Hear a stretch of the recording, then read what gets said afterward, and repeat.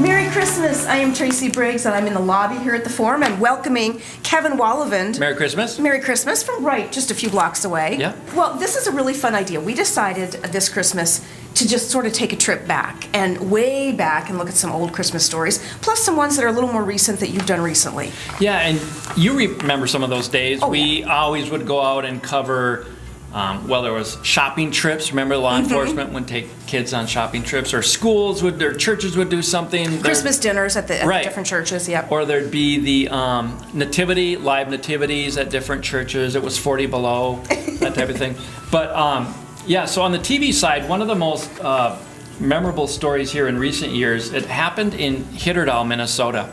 And I just happened to see a picture on Facebook that one of the volunteers up there had posted. And it was Santa Claus, and Santa was actually a Holly police officer. Aww. But there was a kid, Santa was holding this kid who was about 4 at the time. And the kid was just like hugging Santa so hard. And we just knew there was kind of a story there, and there was. And so we went to Hitterdal, and we went to Holly, and here is that story. It all started here, in the small Clay County town of Hitterdal, Minnesota, the annual Lions Christmas celebration. It was late in the day. Had gone through our whole day pretty much, and we were getting ready to pack up. Holly Police Officer Scott Steer is the man beneath the whiskers. And he really wanted to see Santa Claus, so I'm like, absolutely will. Santa and a 4-year-old boy, and this photo that has captured holiday hearts everywhere. He was pretty big-eyed and all excited, and he clung to me as soon as I set him down on my lap, and boy, he nuzzled right in, and he couldn't let go of me. It was Hitterdal Lion Brian Nelson took the picture. That's one of my favorites. And then uploaded it to his computer. That's when it sunk in. You know, they're a little choked up. You know, once I realized, oh, I got that picture, and hearing that story, yeah. At the time, neither man knew who this little boy was. No, did not know the backstory. But they were about to learn. It's Santa. Who is that? Santa. Santa. The boy who found such comfort in Santa, 4-year-old Coden Belgard. That's me. Yeah. The woman holding him today, Bobby Jo Desjardins, who met Coden as a baby. When Coden and his mother were trying to escape a bad home life situation. She felt safe at my home. It was probably 2.5 weeks that she was in hiding at our house. Shortly after that, Coden's mother. We had the hospital bed there in the living room. I many nights laid in bed with her and held her. Died of breast cancer. So then when we tell him, "Where's Mama Donna?" and he would say, in the moon. And but before she died, a request. Asked us to take and raise one of her most precious things. And so Bobby Jo and family, including 5 brothers and sisters, have adopted Coden. Okay, give me this. Mwah, love you to the moon. And that brings us back to this touching photo. And then when Brian sent me the photos, I'm like, wow, yeah. This young boy, finding comfort, security, and the magic of Christmas in Santa. He was pretty excited, and he was pretty happy and very content. I think he could have sat all day on my lap. He sure has been through a lot. Now after loss at such a young age, a forever home. And a photo that nobody here will forget. It makes me feel like she gave me a Christmas wish and I gave her the Christmas wish. And just at that moment, I felt like she was smiling down, And the day that Christmas came to Hitterdal and never left. Kevin Wallevand, WDAY News.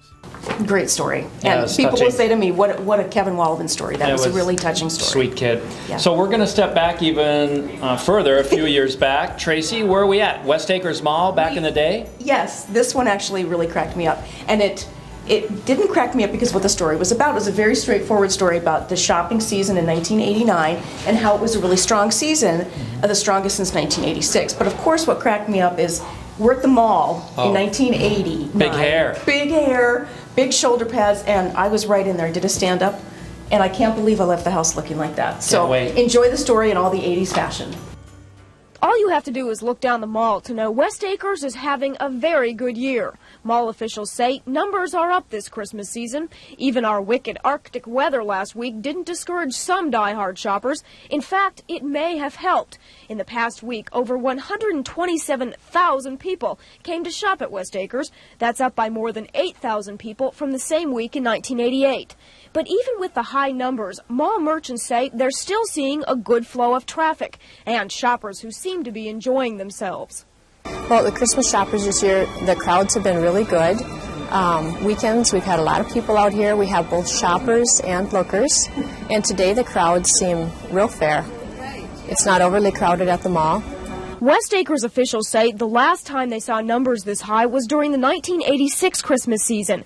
That year still holds the shopping record, but 1989 is coming close. So if you don't like crowds, the mall might scare you a little bit. But most of the shoppers we spoke to said it's just that time of the year. It's no worse than usual, so everyone rushing, get things done. Oh, it's kind of expected. It's Christmas. So while many of the shoppers here today are weathering the crowds pretty well, it will be interesting to see what happens next Saturday, the last big shopping day before Christmas. Some West Acres officials are hoping it'll be a record breaker. Tracy Briggs, WDAY, News Center 6. So, Tracy, one thing you didn't show us, did you have leg warmers, like a headband for, what were you, aerobics or something? I must have taken my headband off to do the stand-up, and then I probably did have the leg warmers on. But isn't that a riot? Yeah. Oh, if you look back at the DAY old stories, there was kind of a mullet going on in many of the shots, and usually sunburn and bleached hair, and now I'm gray. Natural. Yeah. Natural. So we're going to go back just to last year, Tracy. We did a story on a West Fargo family. This fellow was out golfing in the summer, and he got a phone call. And he didn't really recognize the number, but he took the call, and it was someone saying, "I think you're my uncle, and I'm pretty sure your biological mother and all your siblings want to meet you." And so they met. Give him a phone. Should I give him a call? Tell him. No? Don Lazarenko still finds it hard to believe. This luck. That moment he took a call while playing Osgood Golf Course recently. It was from a man named Zach Lee in Des Moines, Iowa, who said a 23andMe ancestry test showed the two were related. Believe it or not, I was like, we hooked up on 23andMe as I think you're my uncle. And he was thinking that I was some scam artist, like trying to get his credit card number and all that. I thought something's going to ring up saying for only $99.99, you can find out who this is, you know? A few more questions confirmed it. Uh-oh. Don Lazarenko. This is real. I mean, I was in shock. Had found his entire biological family in just a few moments. His mom, dad, brother, and sister. Soon, text messages. Priceless. Iowa family writes him, "We want to meet you. We are big on family, and you are the piece that's missing."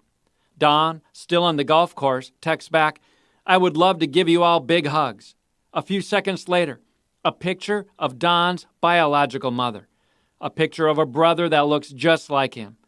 Don responds, "I'm speechless. This is wild. This is for real, right?" I went into the bar and had a drink. When Linda Irvin was in high school in Iowa back in the 1960s.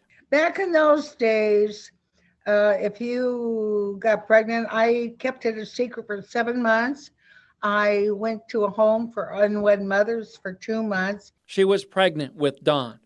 Her boyfriend and future husband, Bob, was headed off to Vietnam. But he was very loved, and always I kissed him goodbye when I gave him up. I watched him through a window with his new parents picking him up. Very sad day for me. Very, very sad. Bob came back from Vietnam, married Linda, and raised 2 children.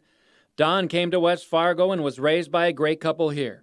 He tried over the years to find his parents, but was not successful, until that phone call that changed everything that day. I wasn't planning on none of this at all. It was just luck. And then a Zoom call later that night with them all. Mind-blowing. It's like that. There was a lot of tears shedding through both sides of the screen, you know, and it was just I don't know, just unreal. Days later, Don and his family made the trip to Iowa and met the whole crew. They'd been looking for him for years. Long day. $1 million hug, 55 years in the making. Long time coming. Long time coming. Unreal. There at the doorstep, and then they said, "Come on in," and it's just like we knew each other. Because my mother and I forever thought he'd come knocking at our door.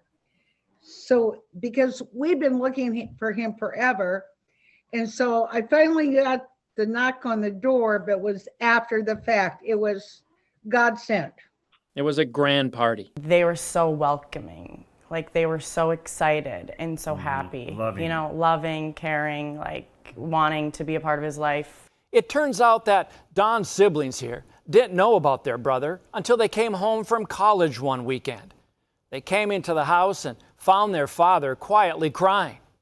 It happened to be Don's birthday. My dad doesn't cry. And my mom walked down the hall. I remember this, still in the same house, and like, what's going on? We got to tell him. And so my sister was here, just us four. And they came back and said, "You have a biological brother." So we heard the whole story. That sparked a string of events to find Don. Yes, I was on a mission. So I thought I was going to find him in the telephone book somehow, some way. It was crazy. I'm like, I got to find him. I got to find him tonight. We got to meet him. And then it took a long time. We had private investigators. Oh, that they want to see me and they love me. You know, they didn't, like my mother said, she didn't want to give me up. It was just because the fact is, back in the 60s, that's the way it was, you know. Now there will be holidays together, reunions. Christmas this year will sure be meaningful. These people separated for so long, now brought together as family, with emotions like they've never been apart. Love you guys. Love you. Kevin Wallevand, WDAY News.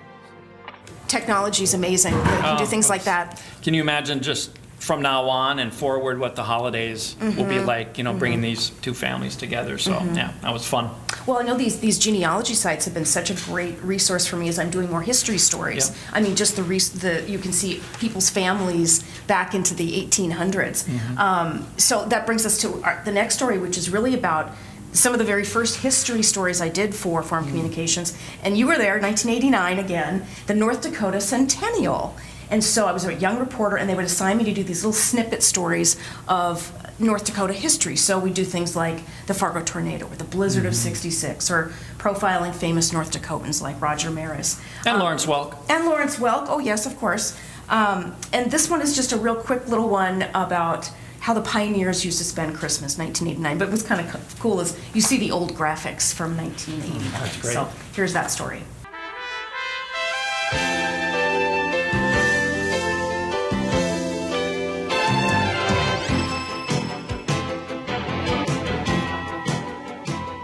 It was the time of year settlers could finally reap the rewards of their year full of work, a time to lay down the plow and pick up the fiddle.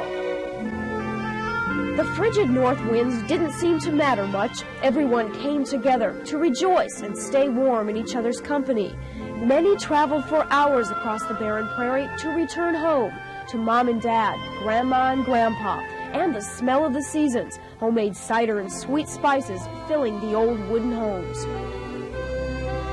Ancient traditions from the old country were suddenly reborn on the American frontier. Pioneer children dreamed of jolly old St. Nick and hoped he could find his way to their new country. The gifts were not elaborate. Most were cooked, knit, or whittled by hand.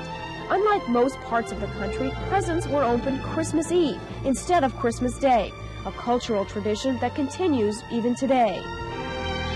And way back when, no one could forget the real meaning of Christmas. Churches were packed and hands folded in thanks for the day.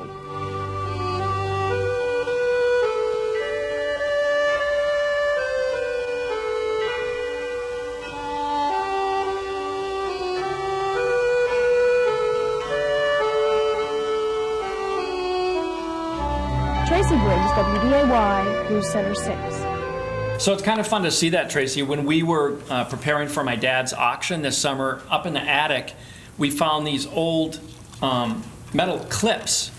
And so they clipped onto the Christmas tree, and then you'd put a candle. Isn't that And can you believe it? They'd light the candle. But my dad said they'd light it for about 20 seconds. Everyone would sit and stare at it, and then they put it out because yeah. they were candles. Can you imagine? But, so I saved them. I didn't put them on the auction, but they're really antique clips. It's fun to see how they used to spend their Christmases. Yeah, and that's a little great. scary sometimes too. So the holiday is all about friendships, right? Reuniting with friends and family. And we did a story a couple of years ago on the children's hospital floor at Sanford. And just a fun story about two toddlers who have been together since birth. Both have Down syndrome. They have great parents. And this was Christmas time, and they missed each other, right? Because they were so used to being together. But one had been hospitalized a lot, with a lot of multiple medical problems. Mm-hmm. And we'll show you how they communicated with each other. Okay, here we go. Thank you. Several times a day, Clara Violet Beaton goes on duty. Oh, who are those friends down there? Who are those friends? Patrolling and ruling the halls of Sanford's Children's Hospital. I'm going to get you. Don't you run away from me. Don't you do it. Don't you do it. She's as popular and precocious as she looks. You show off. Whoa. Getting high fives from nurses who adore her. Come say hi to Tammy. High fives? And moving down the corridor like she's on a Paris fashion runway. A little sass, a lot of class, headed to her dad. Jeez. You got one of those for me? But Clara saves most of her affection for someone up north, back home. Let's see, should we call Cutler? Clara is about to FaceTime her bestie, Cutler Thompson of East Grand Forks. Are we gonna call him? Okay, here we go. We're gonna call. The 3-year-olds simply adore each other. They met shortly after birth. The two moms, Lana and Amy, just clicked. Do we miss your girl? Do we miss her? Oh. Clara and Cutler were just born to be together. And so with Clara hospitalized for several days recently at Sanford's Children's. Who's coming? Who's that? This was the next best thing to being there. You got a kiss for him? Oh, you're gonna kiss again? I missed you. Hi. Can you wave? Oh, hi. Are you good?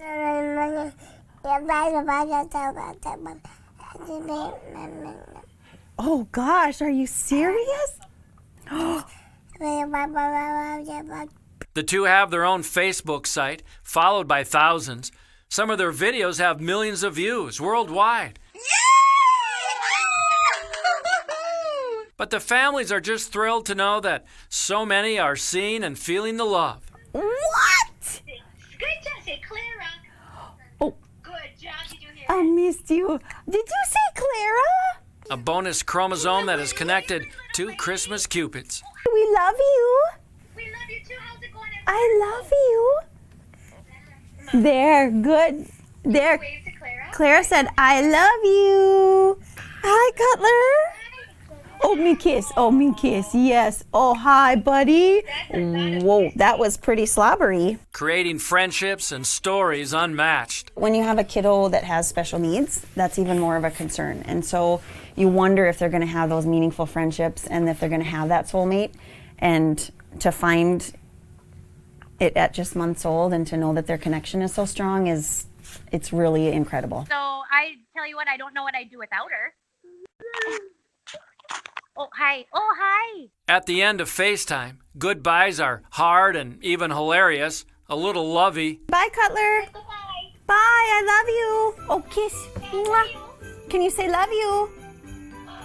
Oh, that's a lot of kissing. Whoa, that one kind of lingered, you guys. I don't know. These two cherubs who just did a mic drop on Christmas. Tell Clara I love you. Teaching us all the meaning of. I love you, Clara. Can you send her a kiss? Kevin Wallevand, WDAY News. And Clara and Cutler remain best friends. They live in Grand Forks, go to school together, and do a lot together. So, fun story. And don't you just love doing stories about kids? Gosh. I mean, those are the best. Those are always the best assignments. And when the parents are into it too, I mean, it was a fun story. Yeah, I bet. Well, for me, fast forwarding, well, it's actually to just a couple years ago, 2020, we decided to do something a little history related. Obviously, it was a tough year, right? It was COVID, it was the pandemic. So we wanted to go back into the Forum archives and look at what was Christmas like in other challenging years. So we found some information from the Forum Library, 1933, heart of the Great Depression, right? Unemployment was record high, 25%, something like that. But also up here, if you remember, farmers were in the middle of a very severe drought, the dirty 30s, the Dust Bowl. So there was just a lot of hardship. It was a really tough time. But what's so cool about it is I saw through these old Forum stories that our grandparents and our great-grandparents just really stepped up. So in the fall of 1933, the Forum partnered with the radio station, WDAY AM. Of course, TV was not around at that time, to collect food and money to help area people hit the hardest by the Great Depression. Now, before it was all over, they raised approximately $1,000. Now, that doesn't sound like a lot. That's huge, yeah. But back then, that was $19,600. And what they did is they built Christmas needs baskets. So each day, the Forum listed contributors to the project, and some of them just donated $1. And that was listed like, John Smith, Mr. and Mrs. John Smith, $1. In the end, 575 families in Fargo had got food baskets. And what's so fun is how they raised the money. And of course, they had like telethons almost, and there was the singers and the harmonica players and things like that. But there was a Fargo policeman who was very well known. He would come on the radio and do a little Swedish dialect reading. He would just talk like a Swede, and I guess that was entertaining. Also, private citizens would hold their own fundraisers. Here's a quote. The Fargo Forum said, Mrs. H.O. Rood, 310 8th Street South, was hostess to 14 guests for an old-fashioned Christmas dinner party. Partygoers sang carols accompanied by piano, accordion, and harmonica. She raised $2.50 for the fund drive. Well, I have one more sort of historical story for you. And this month, I don't know if you remember this, because you're not from Fargo, but do you remember the old Herbst department store? You do? Hearing about it, of course. Yes. And the Christmas displays? Yes, exactly. So that's what the story's about. This happened when a few of us were just chatting on Facebook, and we started talking about who remembers Herbst. And by the end of that Facebook post, I think we had something like 200 comments, people wanting to share their stories about the Herbst department store. If you don't remember it, it was no ordinary store. It was built in 1892. It was at 16 Broadway, and it was just the focal point of downtown Fargo. It had a cafeteria and a hair salon, and again, like you said, the coolest thing was the windows. Especially at Christmas, right? Right, yeah. Right. So it's just like when Ralphie on A Christmas Story looked through the window at Higbee's. That's what people in Fargo would do. They would stand in front of the windows, and the animated bears are what everybody likes so much, and they would just stand there and just be entranced by it, which I have a hard time imagining kids today thinking that's really interesting. But people would come from miles around to see the Herbst windows. Yes, for sure. And actually, December 2nd, 1967, there was a story in the Fargo Forum.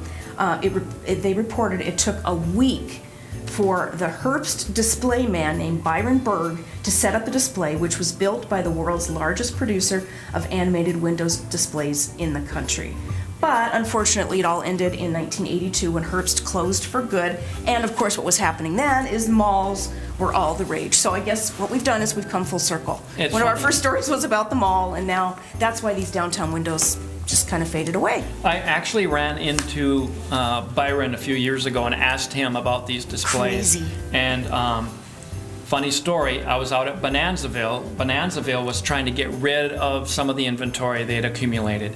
And there were the Herbst Christmas bears and the moving little animals, and someone bought them. Not sure where they are, but they're somewhere. Wow, I wonder what they paid for them. I know, not much. Isn't that crazy? And that's such a part of Fargo Moorhead's life. And part of downtown. Right. Well, this has been really fun. I think the only thing I'm sad about is I'm the only one who shared a really ugly picture of myself from 1989. So they're out there. Maybe we can find some of you. That'll be my Christmas present. I appreciate that.